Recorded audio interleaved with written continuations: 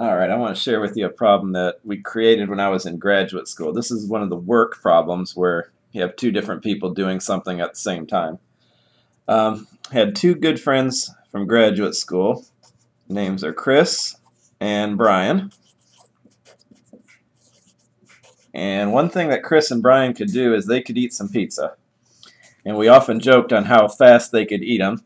And at one point we clocked Chris as being able to eat a large pizza by himself in about 15 minutes if he was really hungry. And Brian wasn't quite as fast, but he could go in about 20 minutes. So some pretty fast times for eating pizza.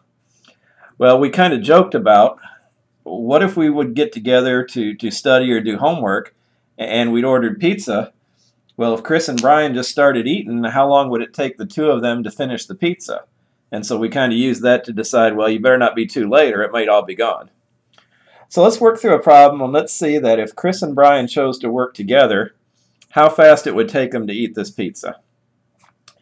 So what we're going to do is we're going to break this down into a single unit of time. Let's look at just under 1 minute what happens. Okay. Well, in 1 minute, if it takes Chris 15 minutes total, that means in 1 minute he will have eaten 1/15 of the pizza.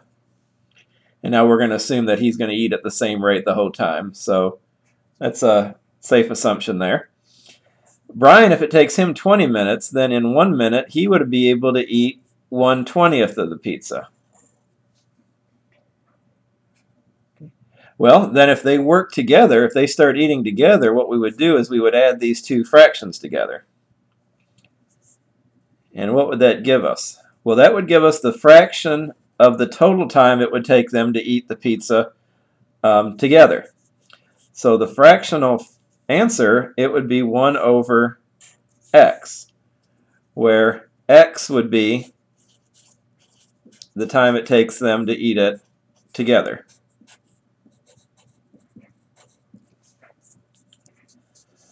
So we have this problem. To solve it, we need to clear the denominators. Now you may hear people say we got to find the common denominator between 15 and 20.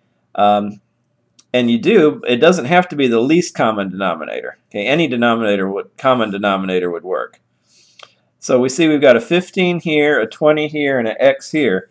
To me, the easiest thing to do is just multiply by all three denominator parts. Now it's not going to be the least number that'll work or the smallest number, but it will work, and we'll just have some bigger numbers to put in the calculator at the end. So let's see what happens. When we multiply all of this times the 1 over 15, it might help to think about that as all being over 1. Well, we'll see we have a 15 on the top and a 15 on the bottom over here. So those 15s cancel, and we're just left with the 1 times the 20 times the x, or just 20x. Same idea in the middle fraction, only this time the 20s are going to cancel out, which would leave us the 1 times the 15 times the x, so 15x. And then on the last part, the x's are going to cancel out, which would just leave us the 15 times the 20, which would be 300. And notice we've gotten rid of all the fractions. We've got a much simpler problem to work out. So very simple. Add those together. We get 35x equals 300. And then if we divide both sides by 35, we come out with about 8.6 minutes. So assuming Chris and Brian were eating at their normal rate and we'd ordered a pizza for the group, you better not get there 10 minutes late or Chris and Brian could very well have the whole thing eaten by then.